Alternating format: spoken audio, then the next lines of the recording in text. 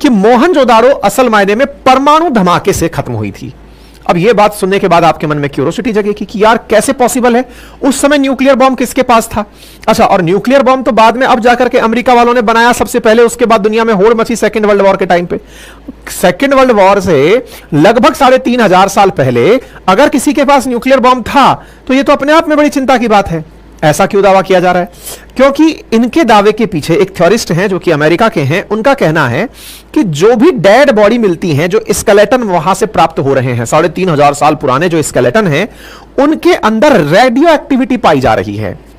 Radio activity, radio धर्मिता, अगर याद हो तो किसी भी न्यूक्लिक मटेरियल के अंदर, यानी कि जो नाभिकीय सक्रिय मटेरियल हैं, फिजाइल मटेरियल्स हैं, उनमें अल्फा बीटा गामा प्रकार की विकिरणें निकलती हैं, जिससे यह अंदाजा लगता है कि ये कितने साल पुराना है और उसके बारे में पता चलता है कि कितना रेडियो एक्टिव है।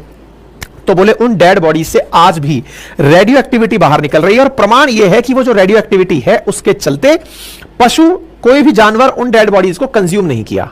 ये इनका तर्क है। तो भाई साहब एक नई थ्योरी निकल कर आ गई है। अब तक तमाम, इवन ऋतिक रोशन की एक फिल्म भी है, अगर आपने मधुर भंडारकर की देखी हो तो उसमें क्या बोलते हैं, मोहनजोदाड़ो नाम से ही है, जिसमें कारण दिया गया है कि हो सकता है कि वो सभ्यता मोहनजोदाड़ो के नाम से ही है कि वो सभ्यता इंडस नदी के अंदर आई हुई बाढ़ से खत्म हुई होगी। अलग अलग कयास है कि अचानक क्यों सभ्यता खत्म हुई। उसमें आज एक नई थ्योरी जुड़ गई है कि परमाणु धमाका हुआ होगा।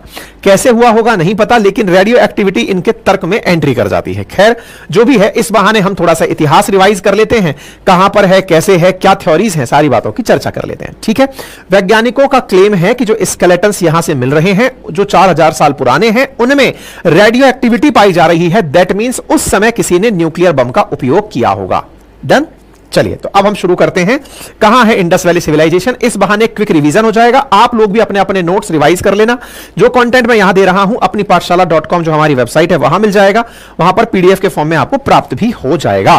तो देखिए साथियों, भारत के अगर नदी सिस्टम को देखते हैं, रिवर सिस्टम को देखते हैं, तो रिवर सिस्टम में Indus river system largest river system. हालांकि ये इंडियन सब कॉन्टिनेंट जब पाकिस्तान भारत का हिस्सा हुआ करता था उस समय सबसे बड़ी नदी हमारी होती थी, लेकिन जब देश विभाजित हुआ तो इंडस रिवर चली गई पाकिस्तान में। खैर कोई बात नहीं, भारत को नाम जो इंडिया है वो यही इंडस देकर चली गई, क्योंकि इंडस को पार करके ही जो क्षेत्र आता था उसको जब पार करके आक्रांता विदेशी आते थे तो इंडस की आड़ में हमें इंडिया कहा करते थे। ठीक है साहब, चलिए तो आप करते थे। ठीक है साहब, चलिए तो आप, यही कारण है कि सिंधु और हिंदू शब्द निकल कर आया। एनीवे, तो ये जो इंडस रिवर है, और ये हमेशा इंसानी सभ्यता का प्रमाण रहा है कि नदी, यहां जहां पानी है, जहां अनाज उगने की संभावनाएं हैं, वहां पर इंसानी सभ्यता निवास करती है। आज भी उठाकर अगर आप देखें तो भारत के जितने भी प्रमुख बड़े शहर हैं वो सभी या तो जल के कोई सोर्स के नजदीक हैं या रिवर के नजदीक हैं। चाहे आप उठाकर गंगा नदी के किनारे बसे हुए सारे शहरों को उठाकर देख लें, चाहे आप दिल्ली देख लें, चाहे बनारस देख लें, आप कोई सा भी, लखनऊ उठाकर देख लें, पटना उठाकर देख लें, कोलकाता उठाकर देख लें, मुंबई उठाकर, चेन्नई, या तो ये समुद्र के किनारे हैं या नदियों के किनारे हैं। हर शहर किसी ना किसी जल सोर्स के किनारे स्थित है, क्योंकि मानव सभ्यता की सबसे बड़ी जरूरतों में पानी हमेशा रहा है। पानी के साथ साथ जमीन की फर्टिलिटी, क्योंकि पानी है तो जमीन उपजाऊ है। जमीन उपजाऊ का उपयोग करके, ऐसा नहीं है कि पानी है तो जमीन उपजाऊ होगी ही, ऐसा नाइल रिवर के केस में आप कह सकते हैं, ऐसा पॉसिबल नहीं है। लेकिन फिर भी एक बार के लिए मानकर चलें कि पानी का उपयोग करके खेती करने का अगर प्रयास किया जाए तो फर्टाइल लैंड दूसरा बड़ा कारण बनती है। हम ये सब जानते हैं कि पाकिस्तान में, भारत और पाकिस्तान का जब विभाजन हुआ तो भारत की अधिकांश जो फर्टाइल भूमि थी वो पाकिस्तान के पास चली गई थी। ठीक है साहब, इंडस रिवर सिस्टम उनमें से एक है। और ऑब्वियस सी बात है कि इंडस और इंडस की सहायक नदियां जिन्हें हम पढ़ते हैं, चेनाब, मतलब सीजेआई और आरबीएस के नाम से जिन्हें हम पढ़ते हैं, रावी, ब्यास, सतलज, चेनाब, इंडस और झीलम, इन नदियों के आसपास इंसानी सभ्यता का निवास स्थान रहा होगा। ठीक है साहब, तो ऐसे ही इंडस रिवर की जो सहायक नदियां थी उनके समय, उनके पास में उस समय पर, आज से 3500 साल पहले तो विलुप्त हो गई, आप लेके चलिए 5000 साल पहले, इन नदियों में पानी भी बहुत रहा होगा। ऐसा मैं क्यों कह रहा हूं? क्योंकि धीरे धीरे नदियां सूखती जा रही हैं, ग्लेशियर्स पिघल रहे हैं, दुनिया का तापमान बढ़ रहा है, तापमान बढ़ रहे हैं तो नदियों के पानी अंदर घट रहे हैं। ऐसी स्थिति में क्योंकि ग्लेशियर्स पिघलने लग गए ना, तो अभी तो लेवल बढ़ रहा है लेकिन सूखा भी पड़ने लगा है। उस समय हो सकता है कि पानी बहुत रहा होगा, तो उस समय पानी के वजह से जो धारा प्रवाह है, मतलब जो नदी का प्रवाह है, वो भी हो सकता है, क्योंकि नदियां अपना स्थान बदलती रहती हैं, बहने का स्थान चेंज करती रहती हैं, तट छोड़ती रहती हैं नदियां, तो हो सकता है कि कभी कहां रहा हो उससे थोड़ा दूर आगे सरक के चला गया हो। जैसे हाल ही में मैंने इजिप्ट के बारे में आपको एक न्यूज पढ़ाई थी आरएनए में, अगर याद हो, कि मैंने कहा था कि इजिप्ट के अंदर वो जो स्तूप बने हुए हैं वो सब बने कहां हैं, तो बोले वो नाइल रिवर के किनारे बने हुए थे, लेकिन बाद में नाइल रिवर वहां से शिफ्ट हो गई। ठीक है, खैर, फिलहाल के लिए इंडस सिविलाइजेशन के बारे में भी यही कहा जा रहा है कि इस रिवर के आसपास बड़ी मात्रा में सभ्यता का विकास हुआ। इनमें से अगर आप ध्यान से देखें तो हड़प्पा जो है वो विकसित हुआ आपके रावी नदी के तट पर, मोहनजोदाड़ो विकसित हुआ इंडस रिवर के तट पर। ठीक है, अब हम ये जानकारी क्यों विकसित ले रहे हैं? क्योंकि आज की चर्चा में मोहनजोदाड़ो है। लेकिन आपके दिमाग में एक बड़ा प्रश्न बनता है, सर किसी को कैसे पता चला कि यहां पर कोई शहर है? मतलब कोई घूमने गया और भूतिया जगह दिख गई थी क्या? जैसे कभी आप हमारे राजस्थान पधारें और राजस्थान में मेरे शहर अलवर पधारें तो वहां पर एक जगह है अजबगढ़ भानगढ़।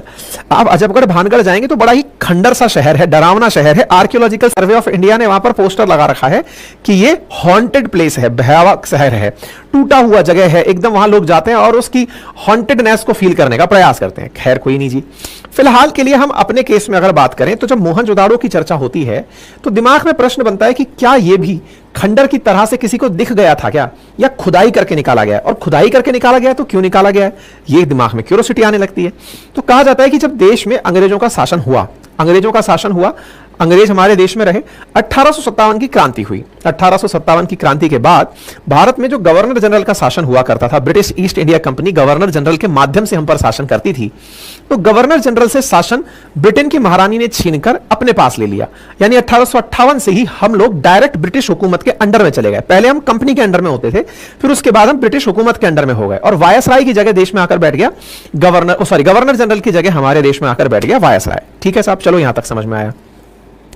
अब महारानी जी के कब्जे में चीजें चली गई तो देश के बारे में जानकारी जुटाने का प्रयास किया गया। उसी क्रम में सबसे पहले देश में स्थापित हुआ आर्कियोलॉजिकल सर्वे ऑफ इंडिया, यानी कि यह तलाशा जाए कि इंडिया का असल ओरिजिन क्या है। भाई ये क्षेत्र अगर बसा है तो यहां पर बुद्धिज्म के बहुत प्रमाण मिलते हैं, तो चलिए तलाशते हैं कि बुद्धिज्म और कहां कहां तक फैला हुआ था इंडिया के इतिहास में।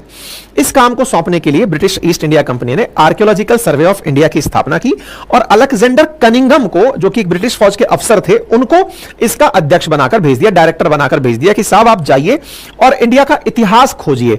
यह जानना उनके लिए क्यों जरूरी था? उनके लिए जरूरी इसलिए था क्योंकि इंडियंस को किस तरह से उनकी थॉट प्रोसेस को परिवर्तित करने में इतिहास का उपयोग किया जाए। क्योंकि अगर आपको कोई तार्किकता के साथ यह कहे कि तुम्हारे पूर्वज यार कचरा बीनते थे, भाई तुम्हारे पूर्वज तो है ना गंदगी उठाते थे यार, तो आपको लगेगा कि यार मेरे पूर्वजों ने ऐसा क्यों किया और तुम्हारे पूर्वज इतने पढ़े लिखे क्यों थे।